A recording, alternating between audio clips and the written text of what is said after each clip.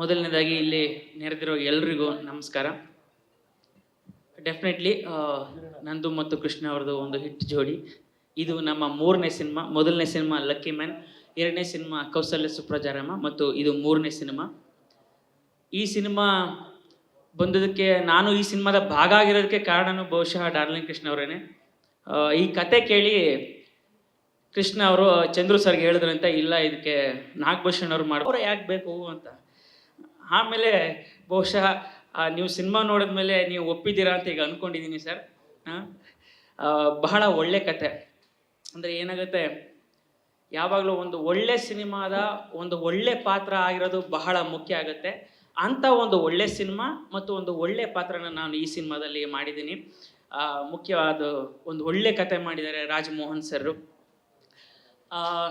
ಈ theme video ನೋಡಿದಾಗ ನಿಮ್ಗೆ ಅನಿಸಿರ್ಬೋದು, ಇದು ಬಹುಶಃ ಏನಿದು, ಇದೊಂದು ಎಮೋಷ್ನಲ್ ಡ್ರಾಮಾನ. ಹೌದು, ಇದೊಂದು ಎಮೋಷ್ನಲ್ ಡ್ರಾಮಾ. ಆದರೆ ಈ ಸಿನಿಮಾದಲ್ಲಿ ಎಂಟರ್ಟೈನ್ಮೆಂಟ್ಗೆ ಯಾವುದೇ ಕೊರತೆ ಇಲ್ಲ, ಅದಕ್ಕೆ ನಾನು ಸಾಕ್ಷಿ. ಮತ್ತು ಈ ವರ್ಷದ ಕೊನೆ ಬಂತು. ಎಲ್ರಿಗೂ ಅಡ್ವಾನ್ಸ್ಡ್ ಹ್ಯಾಪಿ ನ್ಯೂ ಇಯರ್. ನಿಮ್ಮೆಲ್ರಿಗೂ ನಮ್ಮ ಸಿನಿಮಾ ಮರಿಬಾರ್ದು ಅನ್ನೋ ಒಂದೇ ಕಾರಣಕ್ಕೆ ಈ ಇವೆಂಟನ್ನು ಇಟ್ಕೊಂಡಿದ್ದಾರೆ ಚಂದ್ರು ಸರ್.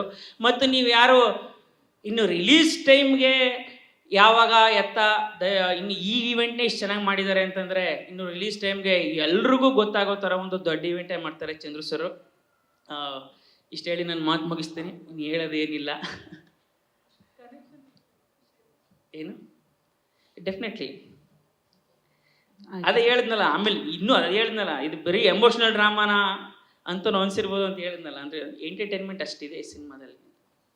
ಓಕೆ, ನಿಮ್ಮ ಪಾತ್ರ ಹೇಗಿದೆ ಅಂತ ಅಫ್ಕೋರ್ಸ್ ನೀವು ಬಿಟ್ಕೊಡೋ ಹಾಗಿಲ್ಲ, ಇಲ್ಲ ನಾವು ಕೇಳೋ ಹಾಗಿಲ್ಲ. ಇಲ್ಲ, ಖಂಡಿತ ಕೇಳೋ ಹಾಗಿಲ್ಲ, ನಾನು ಹೇಳೋ ಹಾಗಿಲ್ಲ. ಎಸ್